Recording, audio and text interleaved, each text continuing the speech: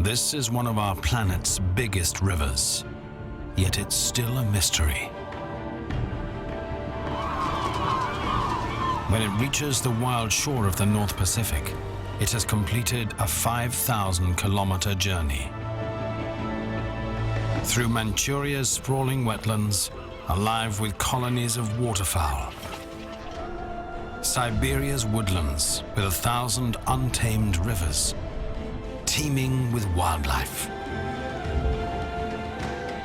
And the rolling grasslands under Mongolia's big skies, bordering on Eurasia's largest desert. Along its upper reaches, two rivers claim to be its headwaters. Both spring from a sacred place.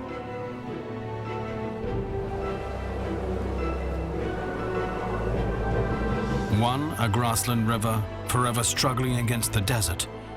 The other, its banks forever lined with luxurious green.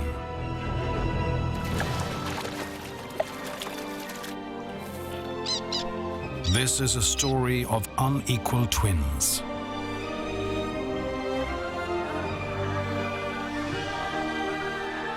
And a quest for the true source of the Amur, Asia's Amazon.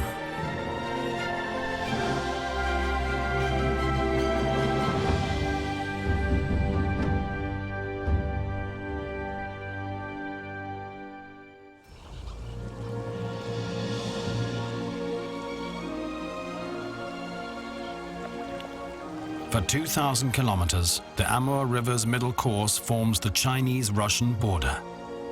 The further upstream, the wilder the woodlands on either side. The border ends at a confluence, the most significant of the entire river system. These are the westernmost tributaries of the huge river system, the Amur's headwaters. Shilka and Argun, two woodland rivers, a pair of nearly identical twins. From their banks, primeval boreal forest and bogs spread out into three countries, China, Russia, and Mongolia.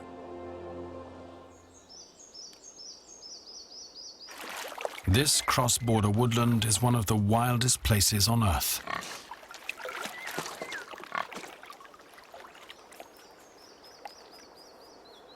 In these northern forests along the Amur's headwaters, the top predator is the wolf. Downstream the river, wild boar belong to the tiger alone. But here, wild boar are chased and ambushed by Asia's equivalent of Canada's timber wolves.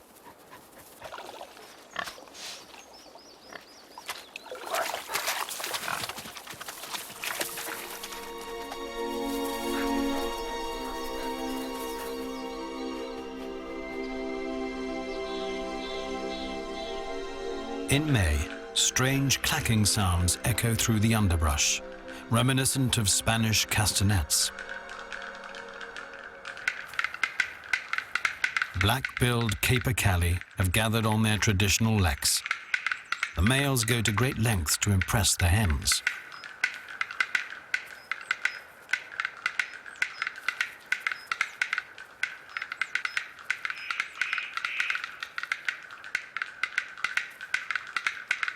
Almost all the hens feel attracted to the one magnificent and boisterous male at the center of the lek. The hierarchy among the males has been established in violent battles before the winter. Now the male energy goes into display.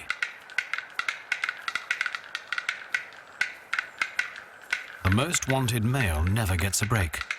In his quarters, more and more hens are lining up.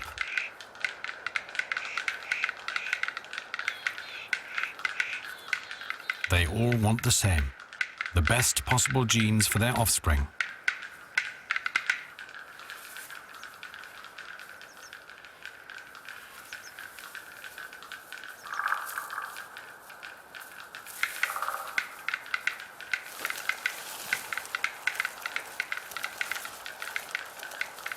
the hens wait patiently for their turn.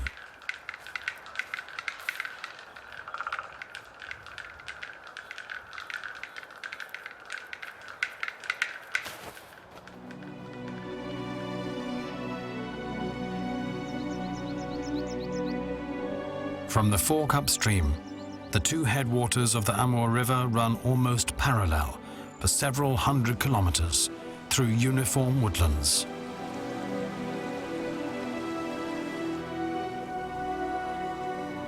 It's hard to tell whether one is traveling up the northern or the southern twin, and nothing indicates which might be the longer one, the rightful source river of the Amur.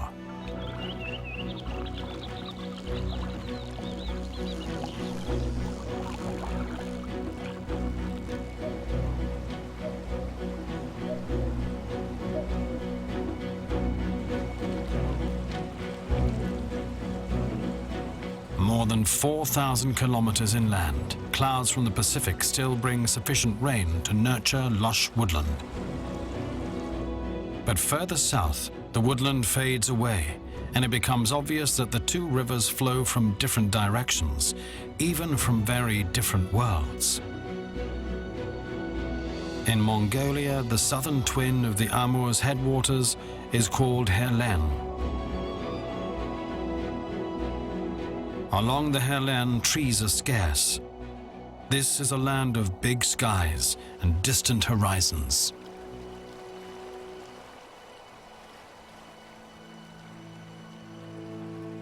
The Mongolian steppe is the planet's vastest grassland.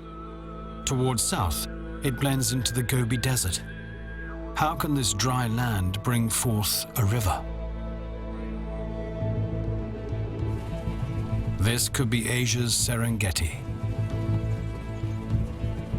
Each year, 1 million Mongolian gazelles migrate across the plains, stretching along the Amur's upper reaches.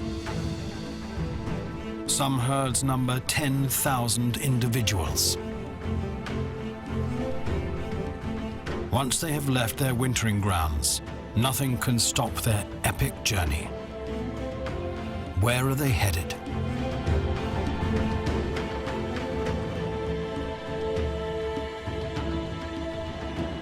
For hundreds of kilometers, hills and valleys roll on in green monotony.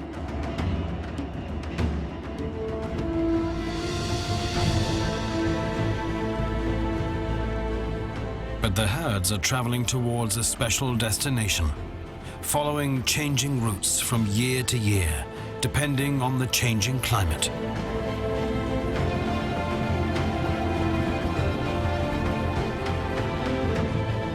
The animals are moving fast, resting only briefly to graze. They get all the water they need from dew on the grass.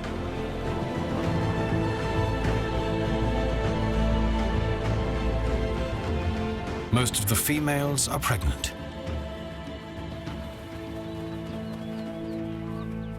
Then, one morning, the herd slows down. This is the place they had in mind all along.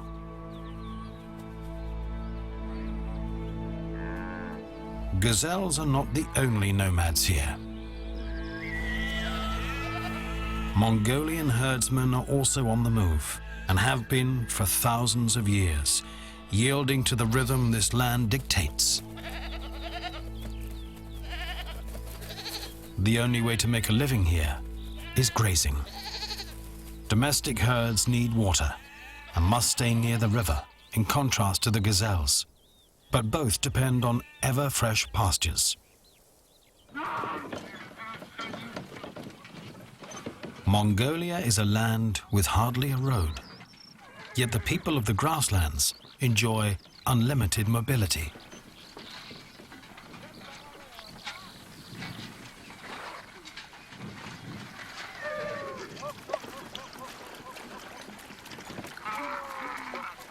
For nomads, home is a mobile home, perfectly adjusted to these wide open spaces. Neighborhood is anywhere near the river where the grazing is good.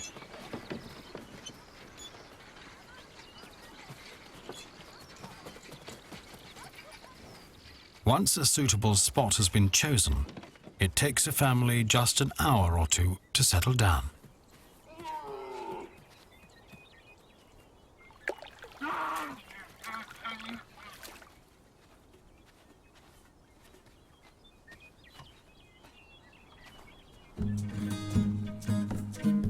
Over 1,000 years, the Mongolian yurt was developed to such perfection that it has remained completely unchanged for several centuries.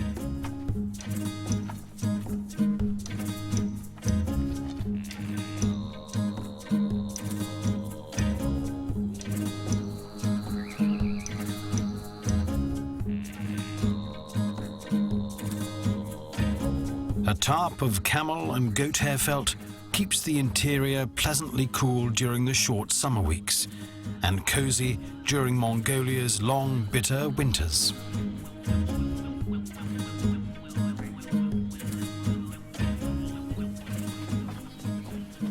Nomadic herding requires wide open spaces, and if this empty landscape has anything to offer, it's space. Mongolia is 5 times the size of Germany, with only a 20th of its population.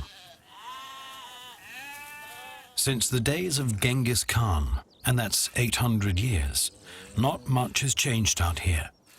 Who knows for how much longer they will stay in the saddle?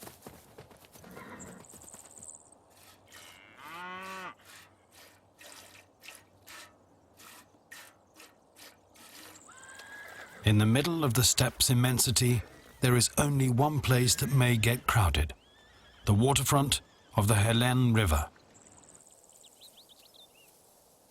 Demoiselle cranes are not amused when horses trample across their nesting ground.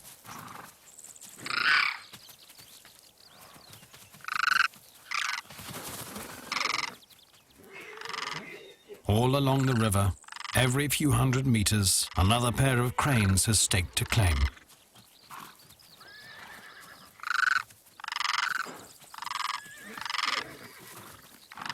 Their clutch on the bare ground is always at risk.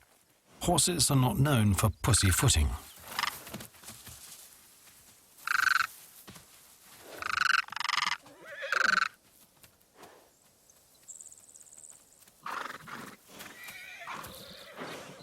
Eventually, the horses get the message.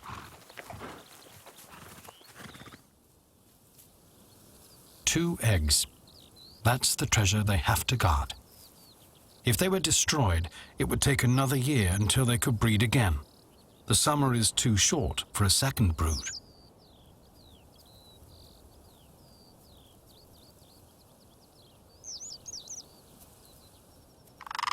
Both sexes take turns in keeping the eggs warm. Pairs usually stay together for many years.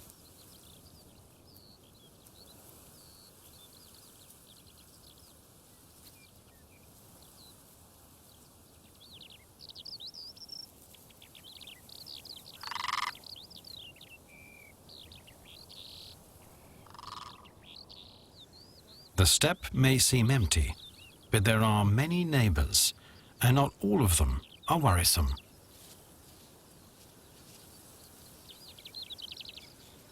Until a few days ago, the young steppe marmots stayed underground.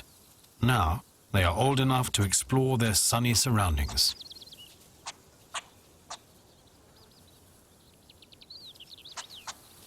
Marmots dig their burrows on higher ground, where they are safe from floods and have a good overview. This may not look like a crowded place, but look again.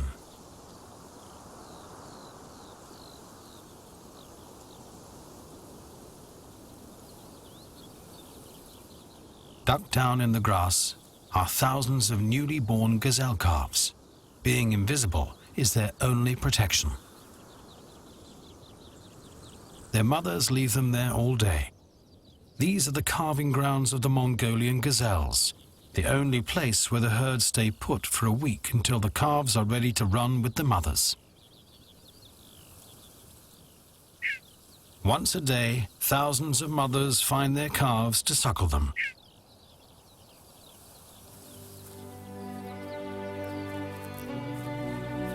Each calf recognizes its mother by her voice.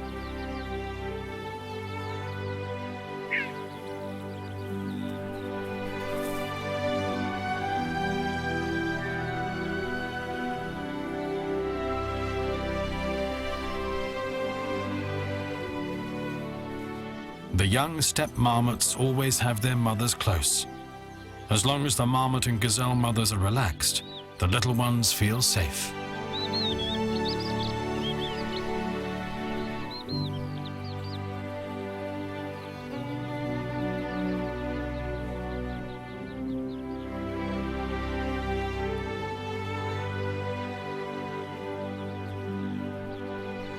This is one of the most peaceful places on Earth. That's why the calves are born here. But as soon as the calves can run, the herd moves on again, on the first great journey of their lives.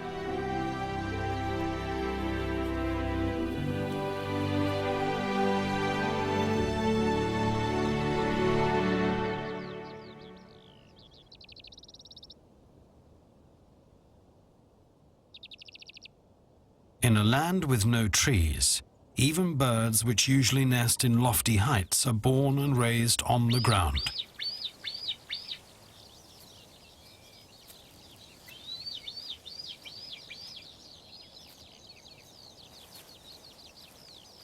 Three siblings in a steppe eagle nest.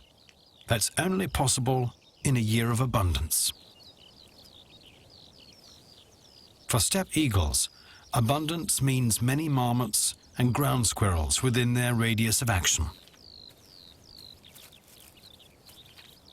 The number of predators always depends on the number of animals they can hunt.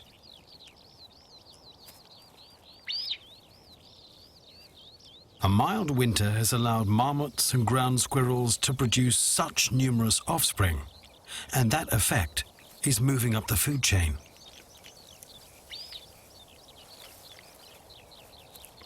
The nestlings' chances of survival depends on their parents' hunting skills. Experienced parents succeed more often in passing on both their genes and their skills to the next generation.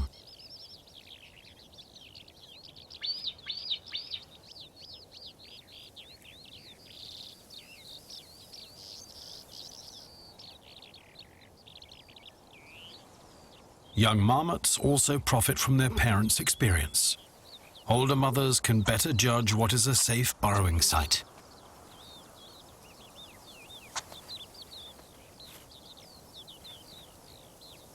In contrast to marmots, ground squirrels live in large colonies.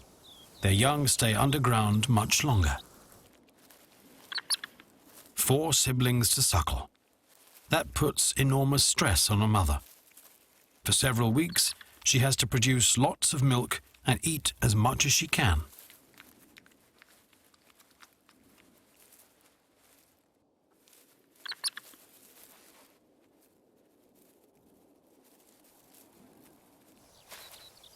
Her meals are hasty, never relaxed. Ground squirrels and marmots always scan the sky.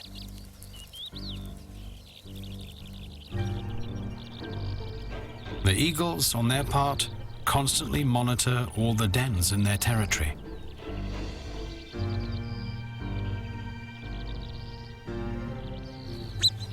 It is a battle of the senses, a relentless competition of many eyes.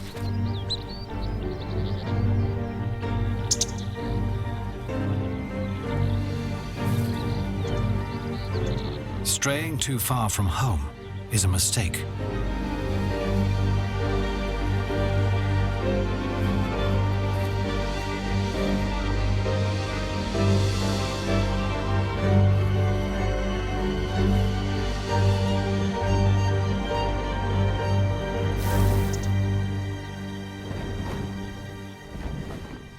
The margin for mistakes is small for both prey and hunter.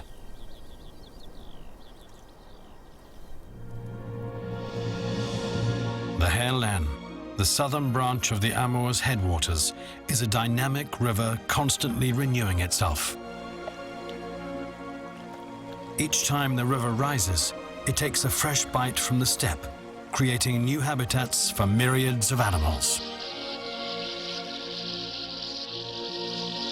In sharp river bends, thousands of sand martins will then dig new tunnels into fresh, clean declivities.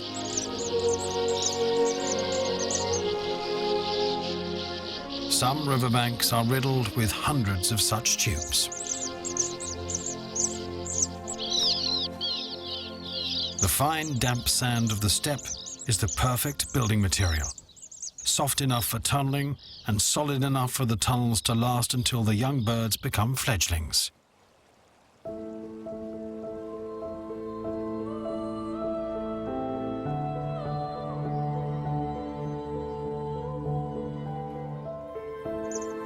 The nestlings grow rapidly. From hatching to flying, they only take 20 days.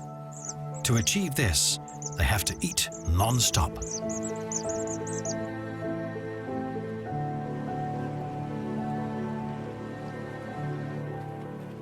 The lush grazing along the riverbank keeps herds of cattle nearby. And when there is livestock and dung, the air buzzes with flies, so the parent birds can deliver a meal every few minutes.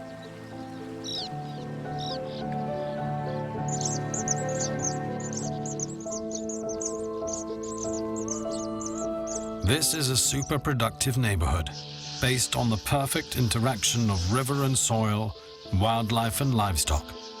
A delicate equilibrium which only exists as long as the river is flowing. But that can't be taken for granted. Along this narrow green band meandering through the grassland, the harsh character of the Mongolian steppe is easily forgotten.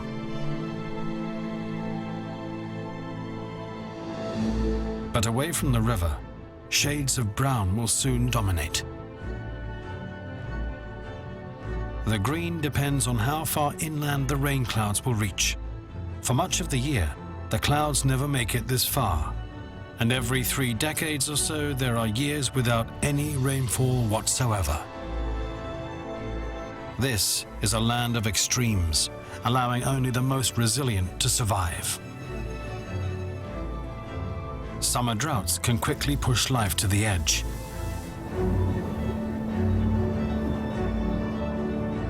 Winter is just as harsh. Sandstorms blend into snowstorms. For half the year, icy gales make the Helene floodplains inhospitable.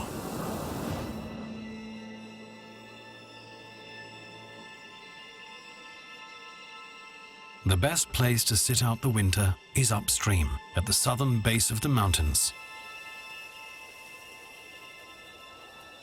In the lee of Arctic northerlies, the gazelles take refuge. By now, the calves have grown up and are hard to tell from the adults.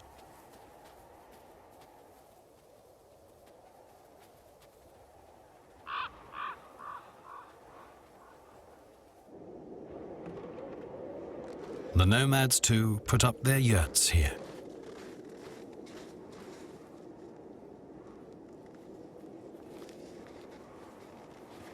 In summer, they let their herds roam freely.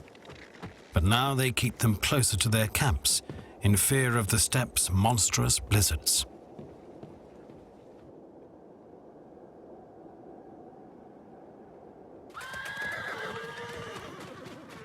The southern slopes offer more sun and less wind.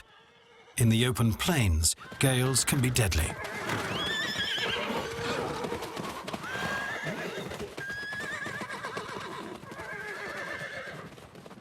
When the wind begins to pick up, the herdsmen hurry to round up their livestock.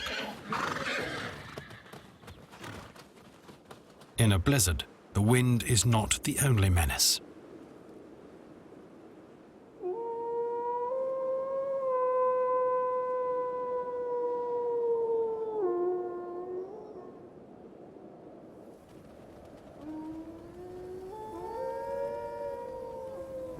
The wolves are here because the gazelles are here.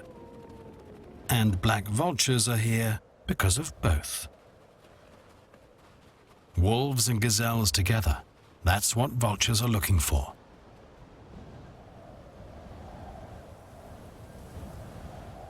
All three are keenly aware of each other's presence. Bactrian camels with their thick wool and enormous body mass seem to be the only ones indifferent to the icy temperatures that often drop to a breath-stopping 45 degrees below zero. When they feel a hellish night approaching, they simply stand together, stoically. And this sky has hell written all over it.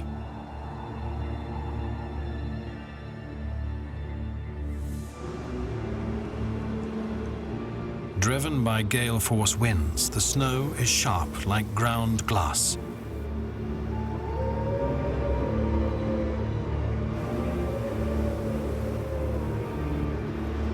It's this kind of night the wolves have been waiting for.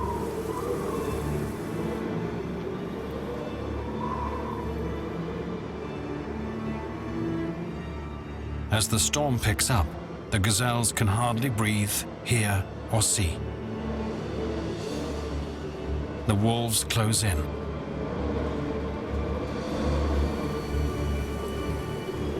The gazelles panic knowing the wolves are close. But where?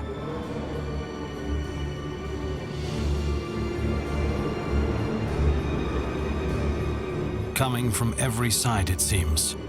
The gazelle's flight is literally senseless.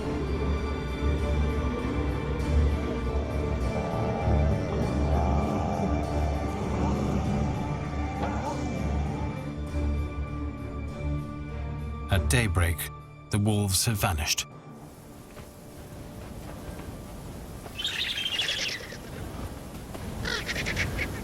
The black vultures have just been waiting for this morning to arrive.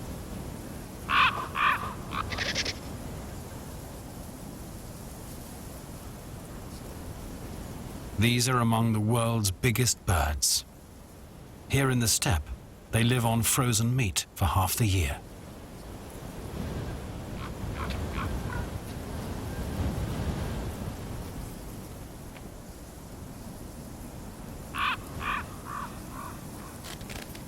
The harshest of winters is their season of plenty, thanks to the wolves. A pair of black vultures will defend their territory and their meals together. They are partners for life.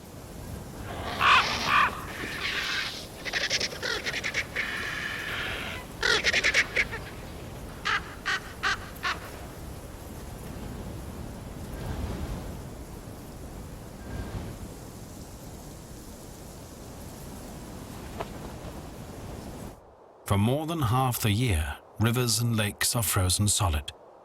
The air is as dry as in the middle of the Gobi Desert. People and fish are the only ones out here who depend on liquid water to survive.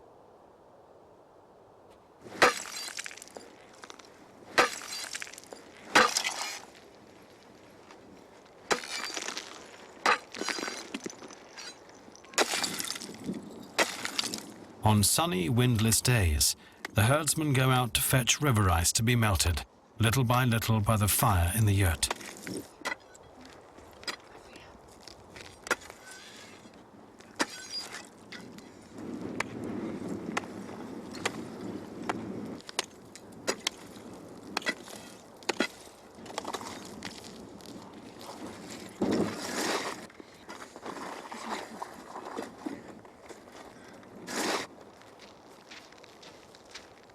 The water storage has to last for a while.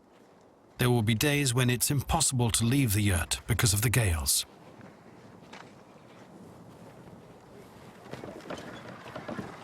For thousands of years, Bactrian camels have been the best and often the only means of transport in Central Asia.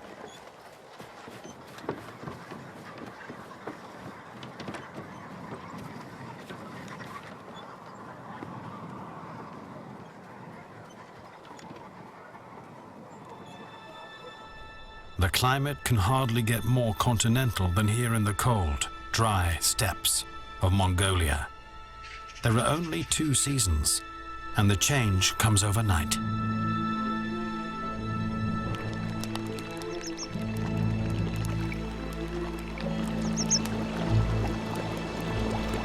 After half a year of bitter cold, all living things yearn for summer. But some summers on the Helene River are even harsher than Mongolian winters.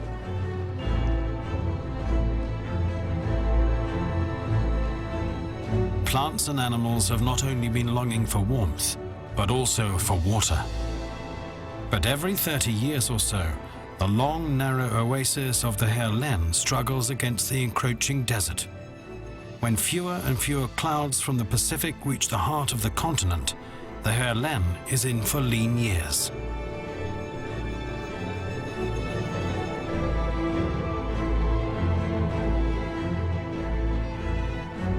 The dearth gets more severe with each summer, until the river slowly dries up.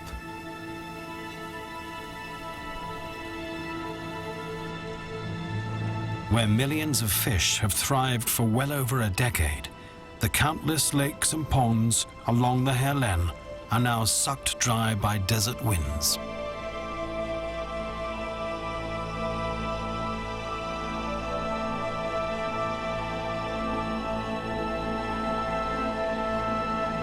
When the desert invades the steppe, salt crusts are the only bitter reminders of vanished wetlands.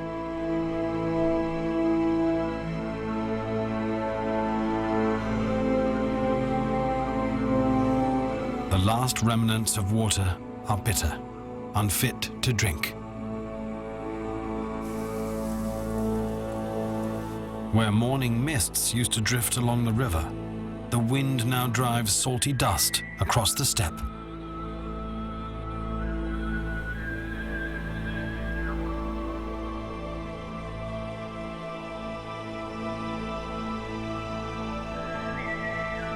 During such years of drought, the Gobi Desert creeps north and eastward.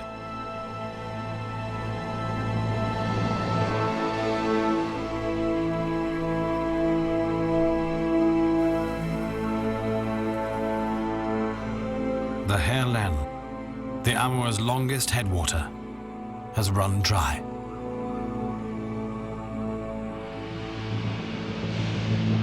Now, the one remaining headwater of the Amur River is the Onon. The northern twin is shorter than the southern one, but it's the reliable one of the two.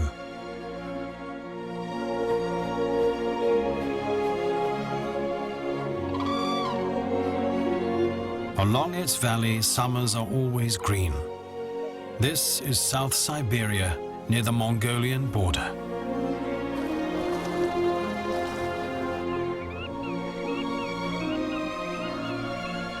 When the Helene wetlands dry up, many animals migrate to the wetlands of the Onon, where amphibians and fish are safe from the 30-year cycle of boom and bust.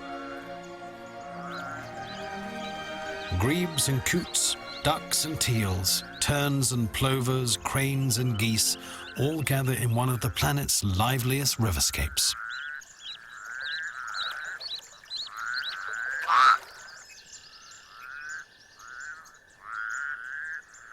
Along the Onon's green band of active river arms, oxbows, islands and bogs, wetland dwellers can survive the drought years that plague the south.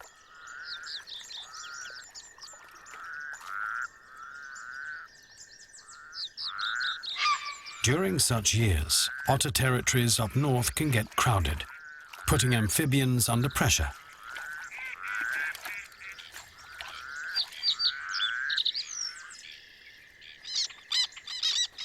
Birds can quickly react to a drought and shift their breeding grounds from south to north for a few years.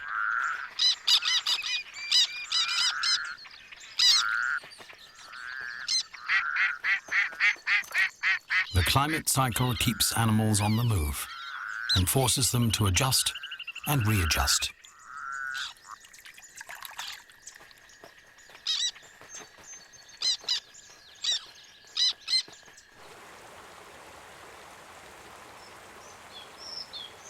For most of its length, the Onon runs through Russian territory. On its banks, Russian pioneers built a village. They have been here for 3 centuries. Far from any city, paved road or railway, and more than 5,000 kilometers east of Russia's capital, this outpost is still self-sufficient. A generous nature supplies whatever the people need.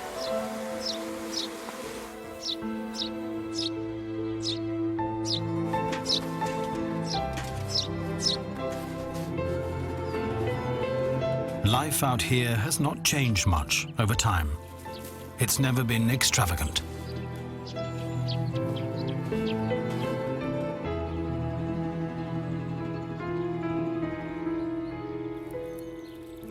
There's no need for a nomadic lifestyle along the Onon.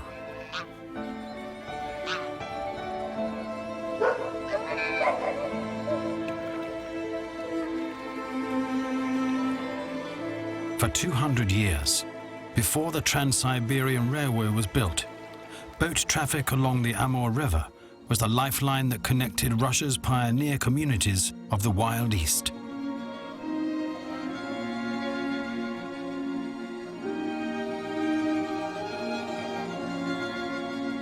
In summer, traders and troops traveled on water. In winter, on solid ice.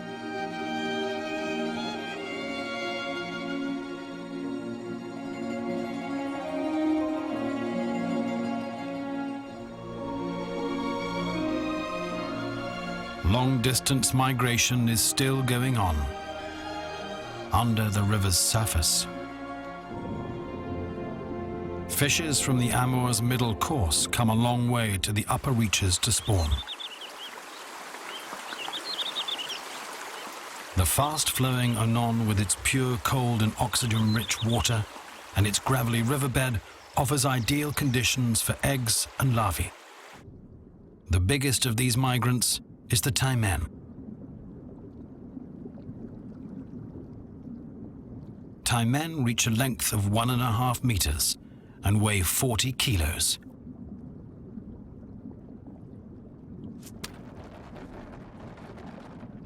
This pair has already chosen an attractive spawning dell in the riverbed.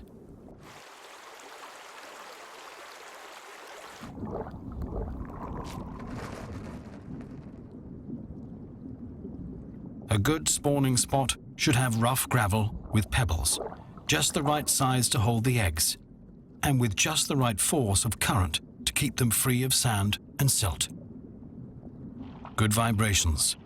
Male and female synchronize their bodies in order to simultaneously release eggs and sperm.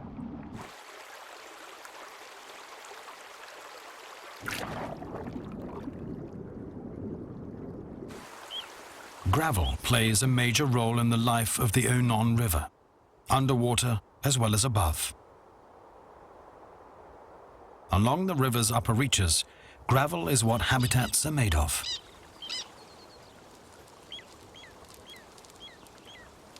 The ringed plover could be called a gravel bird. It breeds on bare gravel. Its camouflage blends into gravel, and it feeds in gravel, finding tiny worms and crustaceans. Young plovers can run and find their own food from the moment they hatch from their eggs. This gives their parents a chance to relax and preen in the sun.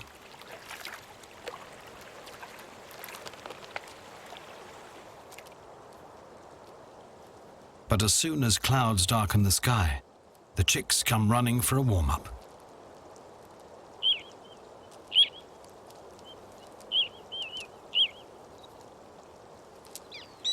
This is one of the Onon's natural wonders, an 8-legged bird.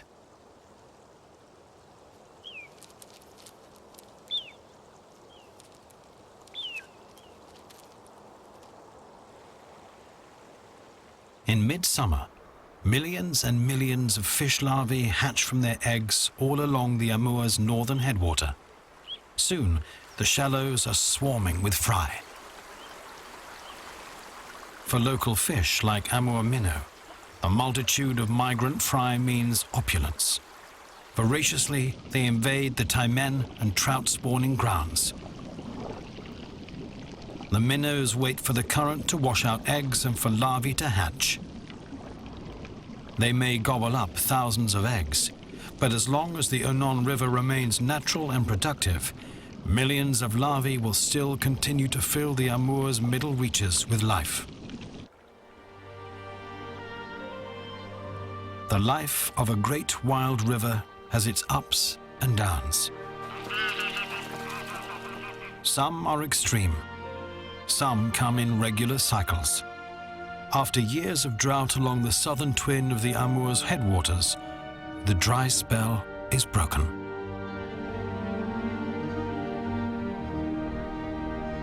Once again, a sweeping Pacific cloud front pushes inland across the clear blue skies, advancing all the way to the Mongolian steppe.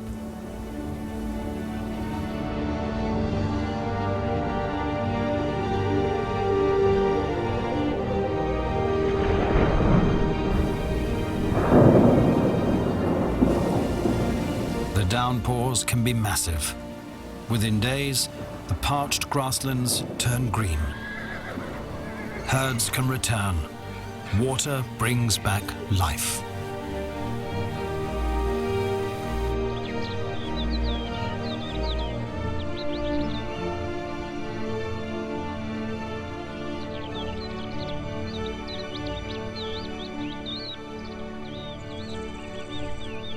Hundreds of lakes are filling up. The Herlen, the southern twin, is a headwater once again.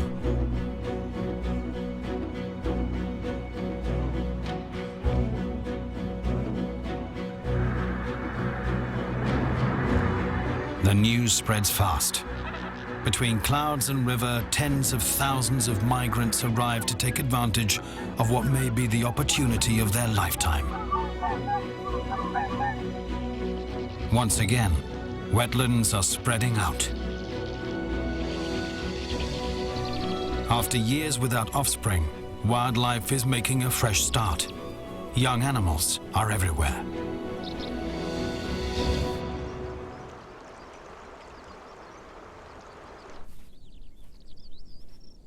Wildlife populations are growing from year to year until all good habitat is occupied.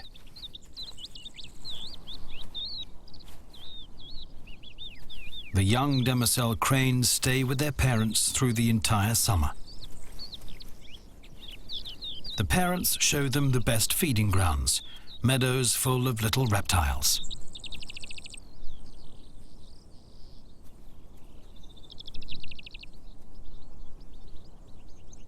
In autumn, they will lead them on their first long journey, from Mongolia across the Himalayas all the way to India.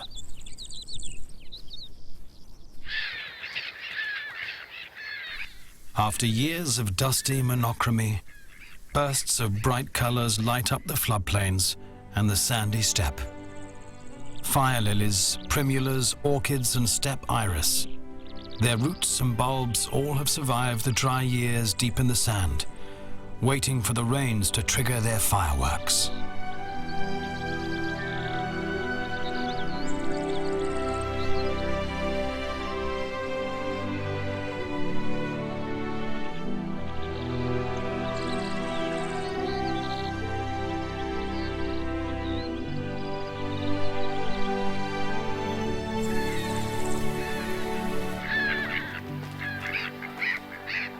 The wetlands of the Amur's two headwaters play an important role in the migration patterns of many birds. On their long journeys, the migrants need resting places where they can safely refuel.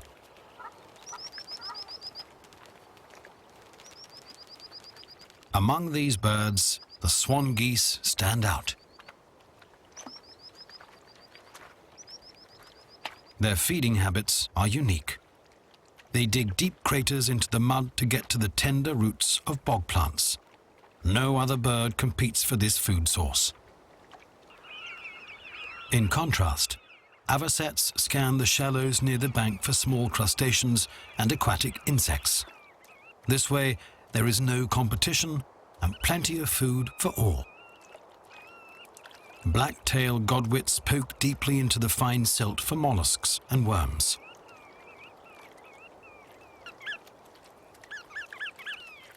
The migrants stop for just a few days. Before and behind them are journeys of thousands of kilometers.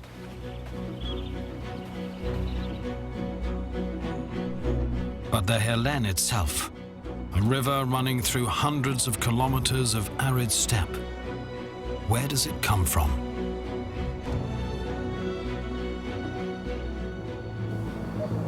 And the northern branch of the Amour River's headwaters, the Onon, where is its source?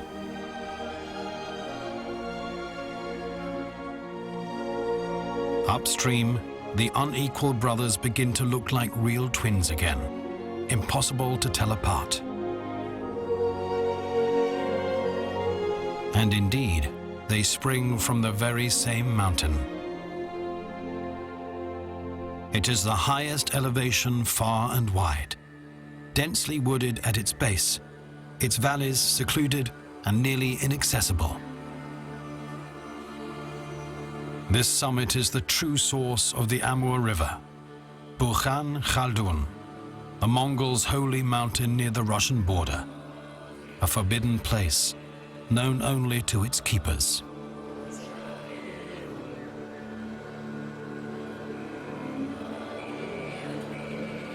Mighty demons are said to watch over this source of water and life. This is where Genghis Khan, father of the Mongols, was born and lies buried.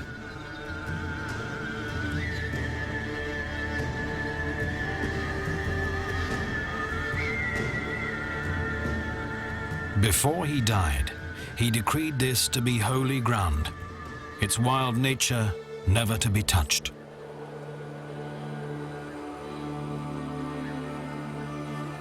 For 8 centuries, the Mongols have respected the Khan's command. The sacred mountain of Genghis Khan milks the very last clouds drifting inland from the Pacific and feeds the 2 source rivers of the Amour.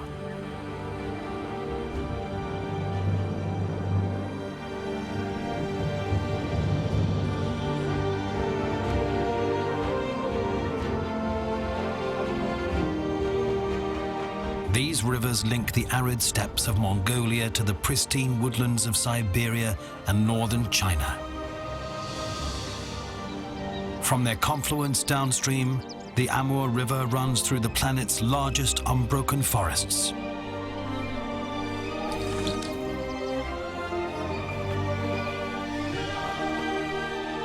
The river soon gathers momentum.